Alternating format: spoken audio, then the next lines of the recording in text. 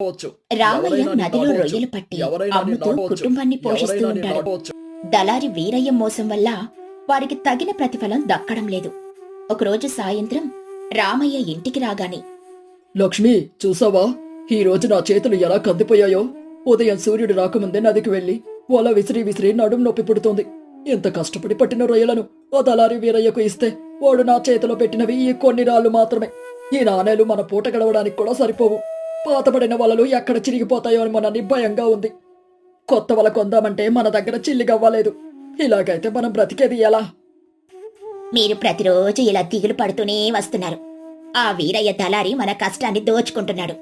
వాడు మన దగ్గర సగం ధరకు కొని సంతలో పూర్తి ధరకు అమ్ముకుంటున్నాడు. మనం కేవలం పచ్చి రొయ్యలు పట్టి ఇస్తున్నాం. వాటిని మనమే నేరుగా జనులకు అమ్మితే ఎలా ఉంటుంది? వాడు పెట్టిన గీత దాటకపోతే మన బతుకులు మారవయ్యా. నీకు తెలియదే లక్ష్మి, పచ్చి రొయ్యలు పట్టిన వెంటనే అమ్మేయాలి. లేదంటే మరుసటి రోజుకు కంపు కొడతాయి, పాడైపోతాయి. వాటిని భద్రపరచడం మనకు సాధ్యం కాదు. పైగా ఆ వీరయ్య దగ్గర గతంలో మనం తీసుకున్న అప్పు ఇంకా తీరనే లేదు. వాడిని కాదని మనం నేరుగా అమ్మడానికి వెళ్తే ఊరిలో వాడి పలుకుబడితో మనల్ని తొక్కేస్తాడు. మనకు వలలు లేకుండా చేస్తాడు. అప్పు తీసుకున్న మాట నిజమే. వడ్డీతో సహా వాడి ముఖాన్ని కొట్టాలంటే మనం మన పద్ధతి మార్చుకోవాలయ్యా. పచ్చి అమ్మితే పాడైపోతాయి, కాని వాటిని వండి అమ్మితే ఎలా ఉంటుంది? నేను రోజు ఇంట్లో వండుతున్నాను కదా, నా వంట మీకు చాలా ఇష్టం కదా. అదేదో ఊర్లో అందరికీ అమ్మితే ఎలా ఉంటుంది? ఏంటి, వండి అమ్మడమా? ఇది ఎక్కడైనా ఉందా? మన పల్లెల్లో అందరి ఇళ్లలో ఆడవాళ్ళు వంట చేసుకుంటారు. మన దగ్గరకు వచ్చి డబ్బులు ఇచ్చి కూర ఎందుకు కొంటారు? నువ్వు కలలుగంటున్నావు. ఇదంతా జరిగే పని కాదు. నా మాట విని రేపు మళ్ళీ పాత వాళ్ళతోనే నదికి వెళ్తాను. వాడిచ్చిందే తీసుకుంటాను. మీరు తొందరపడకండి. అందరికీ వండుకోవడం వచ్చు కాని సమయం ఉండదు. పైగా రుచిగా వండడం అందరికీ రాదు. రేపు మీరు నది నుండి రాగానే మంచివి ఏరి నాకివ్వండి. నేను వాటిని శుభ్రం చేసి అద్భుతంగా వండుతాను. జనాలు కొంటారో లేదో ఆ తర్వాత మీరే చూద్దురుగాని మన తలరాత మారాలంటే ఈ ఒక్క ప్రయత్నం చెయ్యక తప్పదు. ఇక మరుసటి రోజు ఉదయం పక్కింటి వృద్ధురాలు రంగమ్మ లక్ష్మి ఇంటికొస్తుంది. లక్ష్మి అప్పుడే మట్టి కుండలు శుభ్రం చేస్తూ ఉంటుంది. ఏమే లక్ష్మి, ఉదయాన్నే మట్టి కుండలు తోముతున్నావు? ఎందుకంత హడావడి? ఏమైనా పండుగుందా మన ఊరిలో? నీ ముఖంలో ఏదో తెలియని ఆరాటం కనిపిస్తుంది.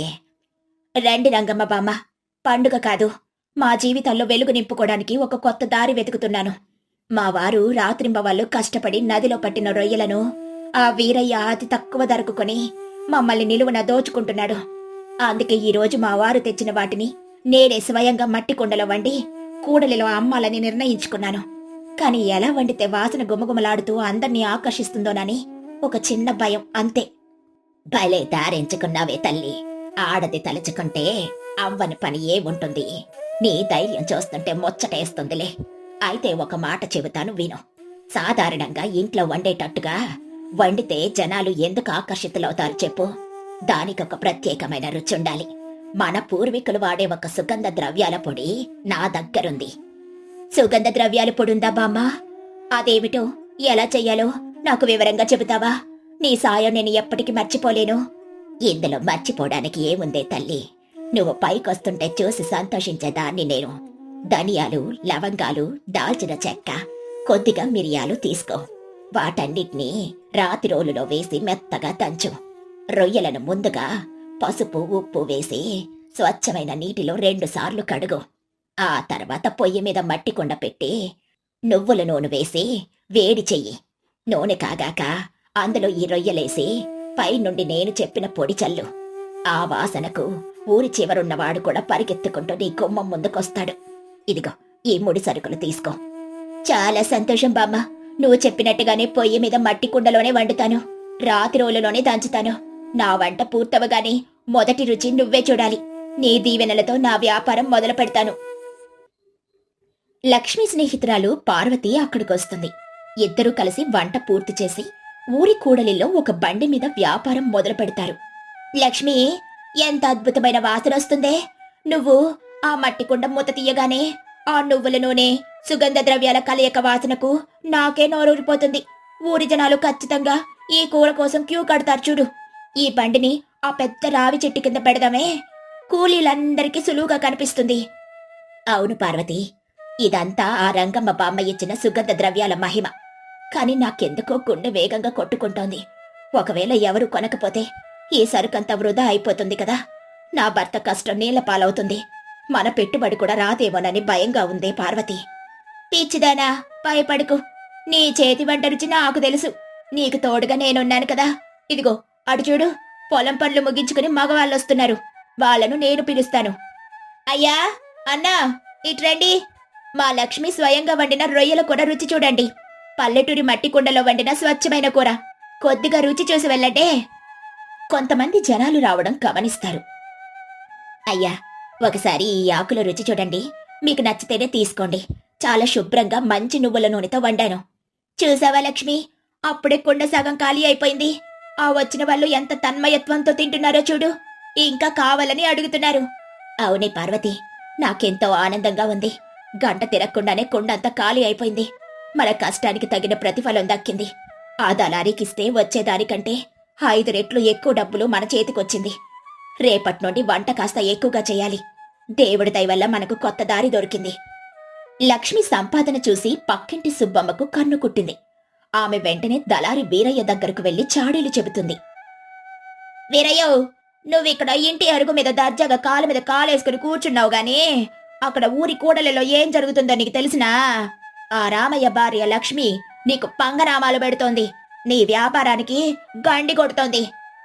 ఏంటో సుబ్బమ్మ, ఏం మాట్లాడుతున్నావు? నా వ్యాపారానికి గండి కొట్టే మగాడు ఈ ఊర్లో ఇంకా పుట్టని లేదు. అసలు ఆ రామయ్య నా దగ్గరకు రాకుండా ఎక్కడికి వెళ్తాడేంటి? వాడు పట్టినవి కొనే నాదుడు నాకంటే ఎవరూ లేరు ఈ ఊర్లో. ఏమైంది అసలు? వివరంగా చెప్పు. ఆ రోజులు పోయినాయిలే వీరయ్య. నువ్వు ఇంకా పాత రోజుల్లోనే ఉన్నావు. ఇప్పుడు ఆ లక్ష్మి నీకు పచ్చి అమ్మడం లేదు. తనే స్వయంగా మట్టి కుండలో కూర వండి ఊరి మధ్యలో బండి పెట్టి అమ్ముతోంది. జనాలు ఆ కంపు వాసనకు ఎగబడి మరీ కొంటున్నారు. వాళ్ళకు బోలెడు డబ్బొస్తుంది. నీకివ్వాల్సిన సరుకంతా తానే వాడేసుకుంటుంది. వాళ్ళిప్పుడు నీ అప్పు గురించి పట్టించుకోవడం లేదు. ఇలాగే వదిలేసి రేపు మిగతా జాలర్లు కూడా నీకు అమ్మడం మానేసి వాళ్ళ ఇళ్లలోనే వండుకొని అమ్ముకుంటారు. అప్పుడు నీ దళారి పనికి గీతోపదేశం తప్పదు. వీరయ్య కోపంతో రగిలిపోతూ, ఏంటి? ఆ రామయ్యకి అంత ధైర్యం వచ్చిందా? నాకే ఎదురు తిరుగుతాడా? నా సరుకు వాళ్ళ భార్య వండుతుందా? వాడికి వలలు కొనుక్కోవడానికి అప్పిచ్చింది నేను. ఆ అప్పు తీరే వరకు వాడు పట్టిన ప్రతి ఒక్కటి నాకే చెందాలి. వాడు నీళ్ళలో దిగితే ఆ నీటిలో దొరికేదంతా నాదే. ఇదే నా శాసనం. నేను ఇప్పుడే వెళ్ళి వాడి సంగతి తేలుస్తాను. ఆ లక్ష్మి బండిని నడివీధిలో విడగొడతాను. అవును వీరయ్య, గట్టిగా బుద్ధి చెప్పు. ఆమెకంత అహంకారం పనికిరాదు. నా కళ్ళ ముందే నిన్నటిదాకా పూటకి ఏడ్చినదానా ఈ రోజు నిన్ను ఎదిరించే స్థాయికి వెళ్ళిపోయింది. నా మాట విని వాళ్ళ వ్యాపారం శాశ్వతంగా మూతపడేలా చెయ్యి. వీరయ్య కోపంగా రామయ్య ఇంటికొస్తాడు. అప్పటికి రామయ్య, లక్ష్మి సంతోషంగా ఆ రోజొచ్చిన డబ్బులు లెక్క పెట్టుకుంటూ ఉంటారు. ఏంట్రా రామయ్య, పెద్ద జమీందారు అయిపోయినట్టున్నావు. నా దగ్గర తీసుకున్న అప్పు విషయం మర్చిపోయావా? నాకు అమ్మాల్సిన సరుకు నీ భార్య వండుకుని అమ్ముతుంటే నేను గొడ్లప్పగించి చూస్తూ కూర్చుంటాననుకున్నావా? రేపటి నుండి మీ బండి ఊరి కూడలలో కనిపించడానికి వీల్లేదు.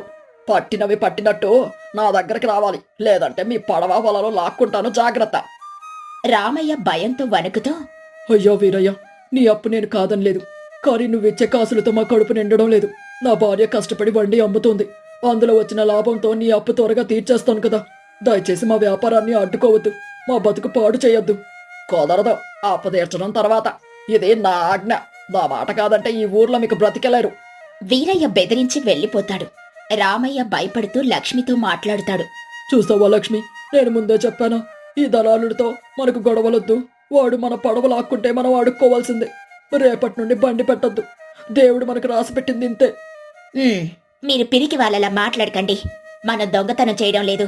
మన చెమటోడ్చి బ్రతుకుతున్నాం. ఆ వీరయ్య మనల్ని బెదిరించి తన పబ్బం గడుపుకోవాలని చూస్తున్నాడు. వాడడిగింది అప్పు మాత్రమే. ఆ అప్పు తీర్చేస్తే వాడికి మనల్ని అడిగే హక్కే లేదు. రేపు నేను బండి తీయను, కాని వంట మాత్రం ఆపను. మన పక్క ఊళ్ళో ఉన్న పెద్దంగడిలో తీసుకెళ్లి అమ్ముతాను. వాడు మన ఊరి వరకే పెత్తనం చేయగలడు. పక్క ఊళ్ళో వాడి ఆటలు సాగవుగా. పక్క ఊరికి ఎలా వెళ్తావే లక్ష్మి? అది చాలా దూరం కదా. పైగా అదంతా మోసుకుని వెళ్ళడం నీకు కష్టం. కష్టమే, కాని ఈ కష్టం మనకు మంచి భవిష్యత్తునిస్తుందండి. పార్వతి సహాయం తీసుకుంటానులే. ఆ వీరయ్య గుట్టు నేను రేపు గ్రామ పెద్ద ముందు రట్టు చేస్తాను. మన న్యాయం మనం గెలుచుకుందాం. వీరయ్యకు లక్ష్మి పక్క ఊరిలో అమ్ముతున్న విషయం తెలిసి గ్రామ పెద్దయిన పెద్ద కాపు దగ్గరకు వెళ్లి పంచాయతీ పెడతాడు. ఊరి ప్రజలందరూ అక్కడ చేరుతారు. ఏమమ్మా లక్ష్మి, ఈ వీరయ్య నీ మీద పెద్ద నేరం మోపుతున్నాడు. తనకివ్వాల్సిన సరుకు ఇవ్వకుండా పక్క ఊర్లో అమ్ముకుంటున్నావని, మన ఊరి పరువు పక్క ఊర్లో తీస్తున్నావని ఈ సుబ్బమ్మ కూడా చెబుతోంది, దీనికి నువ్వే సమాధానం చెబుతావు? అవునయ్యా పెద్దకాపు, వీళ్ళు నా దగ్గర అప్పు తీసుకున్నారు. ఆ అప్పు తీరే వరకు సరుకు నాకే ఇవ్వాలి. కానీ ఈ లక్ష్మి డబ్బు మీద దురాశతో కుళ్ళిపోయిన వాటికి మసాలాలు పూసి పక్క ఊర్లో అమ్మే జనుల ప్రాణాలతో చెలగాటం ఆడుతోంది. వీళ్ళ వ్యాపారం వెంటనే ఆపించాలి, నా డబ్బు నాకు ఇప్పించాలి. నేనైతే స్వయంగా చూశాను పెద్ద కాపు గారు. వాళ్ళ ఇంట్లో నుండి కంపు వాసన వస్తుంది. ఆ వాసనకు నాకు తల తిరిగి పడిపోయినంత పనయింది. పాడైపోయినవి కాకపోతే అంత దుర్వాసన ఎందుకు వస్తుంది? లక్ష్మి ధైర్యంగా ముందుకొచ్చి, నమస్కారం పెద్ద కాపు గారు. వీరయ్య గారు చెబుతున్న దాంట్లో అప్పు తీసుకున్న మాట మాత్రమే వాస్తవం. కాని ప్రతిరోజు నా భర్త పట్టిన వాటిని ఆయన సగం ధరకే కొని మమ్మల్ని దారుణంగా మోసం చేస్తున్నాడు. ఆ మోసాన్ని ఎదిరించడానికే నేను కూర వండి అమ్ముతున్నాను. ఆయన అప్పుకు వడ్డీతో సహా ఇప్పుడే ఈ సభలో లెక్క చూసి చెల్లిస్తాను. కాని నా వంట మీద ఆరోపణలు చేయడం నేను సహించను. వీరయ్య, వాళ్ళు నీ అప్పు తీర్చుతామంటున్నారు కదా, ఇంకా నీకు అభ్యంతరం ఏమిటి? అప్పు తీరాక వాళ్ళ ఇష్టం వాళ్ళది కదా. అప్పు తీర్చడం కాదు కాపు గారు, ఆమె చేసే వంట చెత్తదని నా వాదన. ఆమె వంట ఆపాల్సిందే. నా వంట చెత్తది అవునో కాదో నిర్ణయించడానికి వీరయ్య ఎవరు? నేను రోజు అత్యంత శుభ్రంగా మట్టి కుండలో వండుతున్నాను. నా కూరలో రంగమ్మ బామ్మ ఇచ్చిన సుగంధ ద్రవ్యాలు వేస్తున్నాను. అందుకే అది పాడవదు. పైగా ఆరోగ్యానికి మంచిది. కావాలంటే ఆ బామ్మని అడగండి. రంగమ్మ మరియు పార్వతి సభ ముందుకొస్తారు. పెద్ద కాపుగారు, నేను చెబుతున్నాను వినండి. ఈ లక్ష్మి కల్లా కపటం తెలియని యువరాణి లాంటిది. నేను స్వయంగా నా చేతులతో రోటిలో దంచి ఇచ్చిన సుగంధ ద్రవ్యాల పొడి ఆమె వాడుతోంది. అది అజీర్తిని పోగొట్టి బలాన్నిచ్చే ఔషధం. కావాలంటే ఆ కూరను మీరిప్పుడు రుచి చూడండి. సుబ్బమ్మకు లక్ష్మి బాగుండడం ఇష్టం లేక పచ్చి అబద్ధాలు చెబుతోంది. అవునయ్యా పెద్ద కబుగారు, నేను లక్ష్మికి సాయంగా ఉంటున్నాను. ప్రతిరోజు ఉదయాన్నే తాజా వాటిని ఎంచుకుని 2 సార్లు శుభ్రంగా స్వచ్ఛమైన నీటిలో కడిగి వాడుతున్నాం. ఎంతో మంది తిని బాగుందని మెచ్చుకున్నారు. ఎవరికీ ఏ జబ్బు రాలేదు. కావాలంటే పక్క ఊరి వాళ్ళని అడగండి. లక్ష్మి ఒక మట్టి కుండలో ఉన్న కూరను పెద్ద కాపుకు రుచి కోసం ఇస్తుంది. పెద్ద కాపు రుచి చూసి ఆనందంతో, ఓహో, ఎంత కమ్మగా ఉందమ్మా! నా జీవితంలో ఇంత రుచికరమైన కూర నేను ఎప్పుడూ తినలేదు. ఇందులో ఇలాంటి పాడైన సరుకు లేదు. అద్భుతమైన సుగంధ ద్రవ్యాల పరిమళం వస్తుంది. వీరయ్య, నీ స్వార్థం కోసం ఒక మంచి పనిని చెడగొట్టాలని చూసావు. నువ్వు కేవలం దళారివి మాత్రమే, వాళ్ళని శాసించేవాడివి కాదు. శుభమ్మ, పక్క వాళ్ళు ఎదుగుతుంటే చూసి సంతోషించాలి గాని ఇలా కడుపు మంట పడకూడదు. ఇంకోసారి అబద్ధాలు చెబితే ఊరు నుండి వెలివేస్తారు. వీరయ్య తలదించుకుని అవమానంతో, నన్ను క్షమించండి కాపుగారు, నా వ్యాపారం ఎక్కడ దెబ్బతింటుందో అన్న భయంతో ఇలా తప్పు చేశాను. నా అప్పు నాకు ఇప్పించండి. ఇక ముందు నేను రామయ్య జోలికి వెళ్ళను. లక్ష్మి, నీ ధైర్యానికి తెలివితేటలకు నేను ఎంతగానో మెచ్చుకుంటున్నాను. నీ కష్టార్జితంతో ఆ దళారి అప్పు ఇప్పుడే తీర్చాయి. ఇక నీకు నా అండ ఉంటుంది. రేపటి నుండి మన ఊరి కూడలలోనే నువ్వు సగర్వంగా నీ బండి పెట్టుకోవచ్చు. ఎవరైనా నిన్ను అడ్డుకోవడానికి వస్తే నాకు చెప్పు, వాళ్ళ సంగతి నేను చూస్తాను. చాలా ధన్యవాదాలు కాపుగారు. లక్ష్మి, నీ తెలివితేటలు మన కుటుంబాన్ని చీకటి నుండి కాపాడాయి.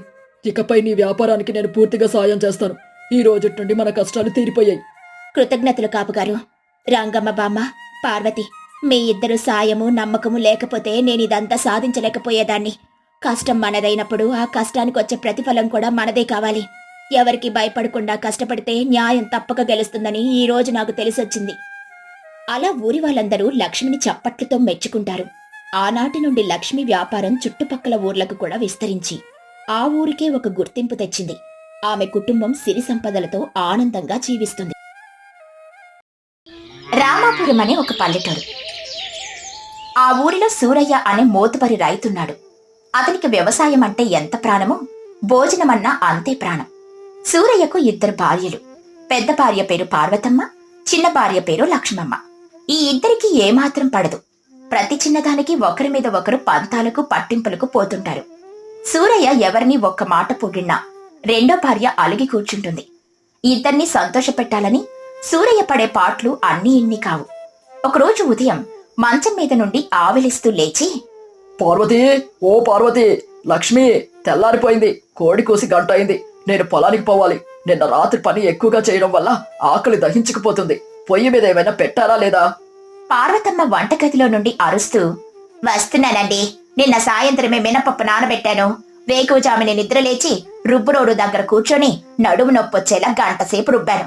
మెత్తటి ఇడ్లీలు, కొబ్బరి పచ్చడి సిద్ధం చేశాను. ఇదిగో ఆకేస్తున్నాను, వచ్చి కూర్చోండి.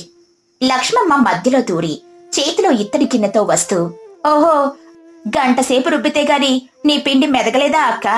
నేనైతే అరగంటలో రుబ్బేసి పొయ్యి రాజేసి వేడివేడి ఇడ్లీలు ఎప్పుడో వండేశాను. ఏవండి, ముందు నేను చేసిన ఇడ్లీలు తినండి. నా చేతి వంట అద్భుతంగా ఉంటుందని మొన్న మీరే చెప్పారుగా. పార్వతమ్మ కోపంగా, మొన్న నేను పుట్టింటికెళ్ళినప్పుడు కదా ఆమె వంట అద్భుతంగా ఉందని చెప్పింది. ఇప్పుడు నేనున్నానుగా, నా వంట ముందు ఈమె వంట ఎంత? ఏవండి, 30 ఏళ్లుగా మీకు వండి పెడుతున్నారు, ముందు నేను వడ్డించినదే తినండి. సూరయ్య ఇద్దరినీ చూసి కంగారు పడుతూ, అరే పొద్దుగాల పూట మీ పంతాలేంటమ్మా? ఇద్దరు నా ఇల్లాళ్లే, ఇద్దరి వంట నాకు ఇష్టమే. ముందు పార్వతి పెట్టినవి 2 తింటాను, ఆ తర్వాత లక్ష్మి పెట్టినవి 2 తింటాను. గొడవ పడకండి మహాతల్లులు. అదేం కుదరదు, మీరు నావి ముందు తినాల్సిందే. నా ఇడ్లీల కోసం నిన్నటి నుండి పల్లికాయలు వేయించి పచ్చడి నూరాను. సూరయ్య సర్దుకుపోతూ, సరే సరే, ఇటు ఒక ఆకు అటు ఒక ఆకు వేయండి, ఇద్దరివి ఒకేసారి తింటాను. ఇద్దరూ ఇడ్లీలొడ్డిస్తారు. సూరయ్య ఒకవైపు పార్వతి ఇడ్లీ, మరోవైపు లక్ష్మి ఇడ్లీ తింటూ ఉంటాడు. చెప్పండి, నా ఇడ్లీ ఎలా ఉంది? ఆహా, అమృతం అమృతంలా ఉంది పార్వతి. ఇడ్లీ గొంతులో నుండి జారిపోతుంది. లక్ష్మమ్మ అలిగి, మరి నా ఇడ్లీ ఎలా ఉందండి? బాలేదా? అయ్యో, అలా అంటావేంటే లక్ష్మి? నీ ఇడ్లీలు మల్లెపూల్లాగా మెత్తగా ఉన్నాయి. ఈ పల్లి పచ్చడైతే నా జన్మలో తినలేదు. అద్భుతం. పార్వతమ్మ నిష్ఠూరంగా, నావి అమృతం, ఆమెవి మల్లె పువ్వులా? అంటే ఆమె చేసినవే ఎక్కువగా బాగున్నాయని మీ ఉద్దేశం. రేపు చూపిస్తాను నా తడాక. రేపుదయం 4 ఇడ్లీలు తిని మీరే ఆశ్చర్యపోతారు. లక్ష్మమ్మ సవాలు చేస్తూ, నేను కూడా చూస్తానక్క. రేపు నేను ఇంకా గొప్పగా చేసి పెడతాను. ఎవరు గొప్ప తేలిపోవాలి. అయ్యో దేవుడా, నా పొగడ్త నాకే ఉచ్చులా మారిందే. మరుసటి రోజు ఉదయం పార్వతమ్మ నవ్వుతూ వస్తూ, ఏవండి లేవండి, ఈ రోజు ఆవు నెయ్యి దట్టించి కారం పొడి చల్లి కారం ఇడ్లీలు చేశాను, తినండి. లక్ష్మమ్మ గబగబా వస్తూ, ఆగండి, ఈ రోజు నేను అల్లం పచ్చిమిర్చి జీలకర్ర వేసి ప్రత్యేకమైన ఇడ్లీలు చేశాను. దీనికి తోడు మామిడికాయ పచ్చడి, ముందు నావి తినండి. సూరయ్య భయపడుతూ, మళ్ళీ ఇడ్లీలేరా? నిన్న ఉదయం ఇడ్లీలు పెట్టారు, మధ్యాహ్నం చేను కాడికి ఇడ్లీలే పంపారు, రాత్రికి కూడా ఇడ్లీలే పెట్టారు, మళ్ళీ ఇప్పుడు కూడా ఇడ్లీలా? నా వల్ల కాదమ్మా, కాస్త పెరుగన్నం ఆవకాయ పెట్టండి.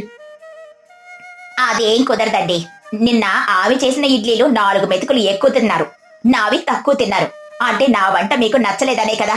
ఈ రోజు నా కారం ఇడ్లీలు 10 తినాల్సిందే. అవునవునవును, నావి మెత్తగా ఉన్నాయని మీరే అన్నారుగా, అందుకే ఈ రోజు నా ఇడ్లీలు 15 తినాల్సిందే, నా మీదొట్టు. సూరయ్య ఏడుపు ముఖంతో, మీ పంతాలు పాడుగాను. 10-15 ఇడ్లీలా? నా పొట్ట ఏమైనా గోనె సంచా? ఏనుగు కూడా ఇన్ని తినదేమో. నేను తెల్లవారుజామున లేచి కష్టపడి చేస్తే తిననంటారా? మీ ఇష్టం. ఇక నేను ఈ ఇంట్లో పచ్చి మంచినీళ్ళు కూడా ముట్టను. మీరు నా వంట తినకపోతే నేను ఆ నూతిలో దూకి ప్రాణాలు వదులుతాను. వద్దు మహాతల్లులు, మీరు నూతులో దూకకండి. మీరు పెట్టినవి తిని నన్నే చావనివ్వండి. తీసుకురండి. సూరయ్య ఏడుస్తూనే ఇద్దరు పెట్టిన ఇడ్లీలను బలవంతంగా తింటాడు. ఇక 3వ రోజు సూరయ్య కడుపు పట్టుకుని మొక్కుతూ, అమ్మో, కడుపులో ఉబ్బరంగా ఉందే, రాత్రంతా నిద్ర పట్టలేదు. పార్వతి, కొంచెం వేడి నీళ్ళు తీసుకురావే. వేడి నీళ్ళు ఎందుకండి? ఇదిగో వేడి వేడి రాగి ఇడ్లీలు, ఆరోగ్యానికి చాలా మంచిది, అరుగుదల కూడా బాగుంటుంది. ముందు ఇవి తినండి. 15 తెచ్చాను. రాగి ఇడ్లీలు తింటే వేడి చేస్తారండి. ఇదిగో నేను చల్లగా జొన్న ఇడ్లీలు చేశాను, ఇవి తినండి. ఇవి 20 తెచ్చాను. సూరయ్య దండం పెడుతూ, మీకు దయ ఉంటే నాకు కాస్త జావ కాచిపోయండి, లేదా గంజిపోయండి. ఈ ఇడ్లీలు నేను తినలేను. రాగి వద్దు, జొన్న వద్దు, నన్ను బ్రతకనివ్వండి. నిన్న ఆమె చేసిన మామిడికాయ పచ్చడి బాగుందని వేలు చప్పరించారు కదా. ఇవాళ నా రాగి ఇడ్లీలు తినకపోతే ఆ శివయ్య మీదొట్టు. నిన్న రాత్రి మీరు ఆమె చేసిన నెయ్యి ఇడ్లీలనే మెచ్చుకున్నారు. నేను నిద్రపోయినాక పొగుడతారా? ఈ రోజు నా జొన్న ఇడ్లీలు తినకపోతే మీకు నా ముఖం ఇక కనపడదు. అయ్యో భగవంతుడా, ముఖం కనబడకపోతే మాని, నా ప్రాణం పోయేలా ఉంది. తినలేక చేస్తున్నాను, గొంతులో నుండి దిగడం లేదు. నేనిస్తానుగా మంచినీళ్లు, నీళ్లు తాగుతూ తినండి. సూరయ్య మరో దారి లేక మళ్లీ ఇడ్లీలు తింటాడు. ఇక 4వ రోజు సూరయ్య మంచం మీద నుండి లేవలేక మూలుగుతూ, అబ్బా, నా కడుపు ఎవరో రాళ్లతో కొడుతున్నట్టుందే. ఎవరైనా ఉన్నారా? కాపాడండి. పార్వతమ్మ కంగారుగా వస్తూ, ఏమైందండి? కడుపు నొప్పిగా ఉందా? ఉండండి, నేను చేసిన వామిడ్లీలు తింటే ఆ నొప్పి ఇట్టే మాయమైపోతుంది. వాము పొట్టకు చాలా మంచిది. వామిడ్లీలేంటక్క, ఎవరైనా తింటారా? ఏవండి, ఆమె మాట వినకండి. నేను వేసిన పెసర ఇడ్లీలు తినండి. పెసరపప్పు చలవ చేస్తుంది, ఇట్టే నయమైపోతుంది.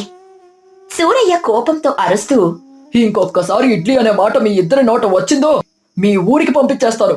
నా పొట్ట పగిలిపోయేలా ఉంది. ఇంకా ఇడ్లీలు పెడతారా దయ్యాలారా? నా ప్రాణం తీసేదాకా నిద్రపోయేలా లేరు కదా మీరిద్దరు. ముందు ఆ ఊరి చివరుండే నాటు వైద్యుడు వెంకయ్యను పిలుచుకురండి, నేను చచ్చిపోతున్నాను. అయ్యయ్యో, నిజంగానే నొప్పిగా ఉందా? లక్ష్మి, నువ్వెళ్ళి వెంకయ్య గారిని తీసుకురా. నేనెందుకు వెళ్ళాలి? నువ్వే పెద్దదానివి, నువ్వే వెళ్ళు. నా పెసరిడ్లీలు వదిలేసి నేను రాను.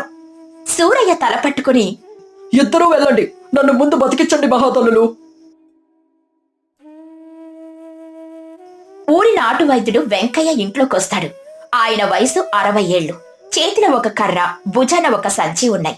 సూరయ్య మంచం మీద పడుకుని విలవిలలాడుతున్నాడు.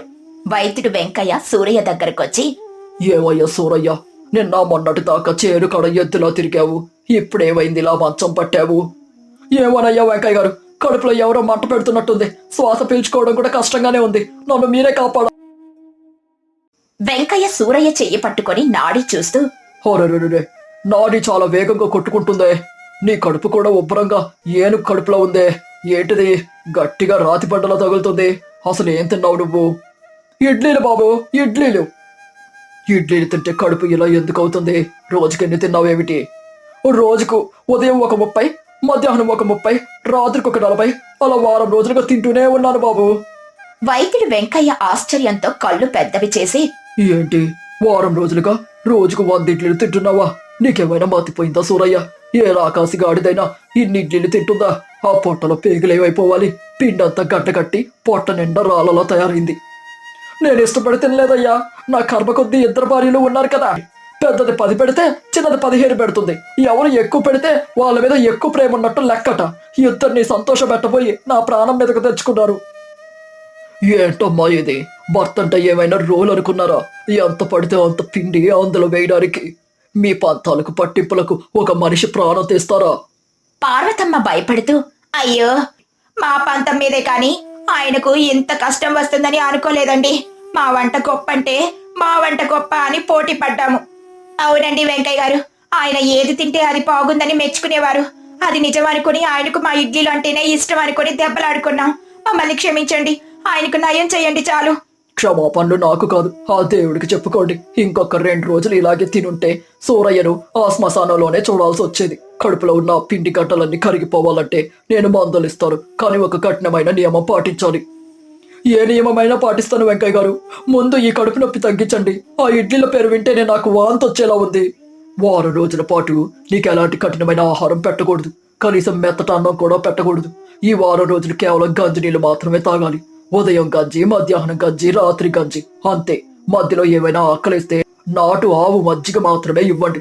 ఈ మందులు పూటకు 2 సార్లు ఆ గంజిలో కలుపుకొని తాగాలి. గంజినీళ్ళ? అదేంటండి, ఆయన ఇంటి యజమాని, మోతుబారి రైతు, గంజినీళ్లు తాగి ఎలా బ్రతుకుతాడు? నేను కనీసం పెసరపప్పుతో జావ చేసి పెడతాను. వైద్యుడు వెంకయ్య కోపంగా, మళ్ళీ నీ సొంత వైద్యం మొదలు పెట్టావా తల్లి? నేను చెప్పింది చెప్పినట్టు చేస్తేనే నీ భర్త బతుకుతాడు, లేదా ఆ పై వాడే దిక్కు. నేను వెళ్తున్నాను. దయచేసి వెళ్ళకండి, మీరు చెప్పినట్టే చేస్తాం. ఆయనకు వారం కాదు, నెల రోజులైనా గంజినీళ్లే పోస్తాం. ఇంకెప్పుడు మా వంటల పందెం ఆయన మీద చూపించము. మంచిది సూరయ్య, నీకు బుద్ధి వచ్చిందా? 2 భార్యలు ఉన్నారని మురిసిపోవడం కాదు, 2 మధ్య సమతుల్యత పాటించడం నేర్చుకో. ఒకరిని పోగొట్టడానికి ఇంకొకరిని తక్కువ చేయకు. 2 తృప్తిపరచాలని అబద్ధాలు ఆడకు. నిజం చెప్పు, లేకపోతే నీ బతికి ఇలాగే మంచం పాలవుతుంది. వస్తాను. వైద్యుడు వెంకయ్య సంచి భుజాన వేసుకుని వెళ్లిపోతాడు. సూరయ్య నిట్టూరుస్తూ కన్నీళ్లు తుడుచుకుంటూ, విన్నారు కదే మహాతల్లులు, మీ 2 పంతాల వల్ల నా పొట్ట పగిలిపోయే పరిస్థితికి వచ్చింది. ఎవరి వంట బాగుందో వాస్తవం చెబితే మీలో ఎవరు అలుగుతారోనని భయపడి 2 పొగిడాను. దానికి మీరు నా ప్రాణం తీసేంత పని చేశారు. మమ్మల్ని క్షమించండి. ఏవండి, ఇంకెప్పుడు మీ మీద పంతాలు చూపెట్టను. మీకు ఏది ఇష్టమైతే అదే వండి పెడతాను. నా వంటే తినాలని బలవంతమైతే చెయ్యను. నేను కూడానండి అక్కతో ఇంకెప్పుడు పోటీ పడను. మీ ఆరోగ్యం బాగుపడేదాకా మీకు సేవ చేస్తాను. సేవ సంగతి దేవుడెరు, నా బాధ అంతా ఒకటే. 2 పడవల మీద కాలు వేస్తే ఏమవుతుందోనని పెద్దలు ఊరికే అనలేదు. అటు ఇటు 2 సంతోష పెట్టాలని 2 పడవల మీద కాలు వేస్తే ఆఖరికి నాకు తినడానికి కనీసం వండిన అన్నం కూడా లేదు. కేవలం గంజి మాత్రమే మిగిలింది. దేవుడా, నా గొడవలు నావి తీర్చవయ్యా. అలా సూరయ్య తన 2 భార్యలను సంతోష పెట్టాలని చేసిన చిన్న అబద్ధపు పొగడ్తల వల్ల వారం రోజుల పాటు గంజినీళ్లు తాగుతూ నరకం అనుభవించాడు. పార్వతమ్మ, లక్ష్మమ్మలు కూడా తమ తప్పు తెలుసుకుని పంతాలు పక్కన పెట్టి భర్త ఆరోగ్యం పట్ల శ్రద్ధ తీసుకున్నారు.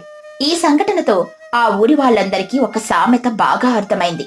2 పడవల మీద కాలు వేస్తే ఆఖరికి తినడానికి గంజి కూడా మిగలదు.